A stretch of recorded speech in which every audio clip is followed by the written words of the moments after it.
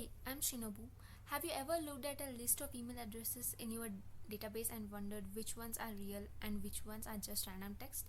Until now, checking patterns like that in SQL Server meant relying on workarounds or extra code. But with SQL Server 2025, the story changes. We now have built-in regular expression, making it easy to validate, search and extract patterns directly inside a SQL Server. Today we will explore this new feature by creating a table, adding some sample data and seeing regex in action. First we'll create a table and insert sample values into that. We'll start with the first function regex like, which filters the rows that matches the specific pattern. Here we have used it to match email addresses. Next we have regex replace, which will replace all the digits with hash value.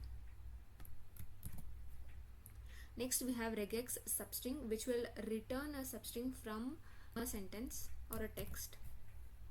Next we have regex instring, which will give us the position of first digit found in the text. Next we have regular expression count, which gives us count of the digits which appear in the string. Next we have regex matches, which will return each value that matches the pattern in a separate row. Next we have a regex split to table, which will split each word in a sentence into each row and return an ordinal for that. So all this native regex function in SQL Server 2025 will make pattern matching and string manipulation more efficient and easier.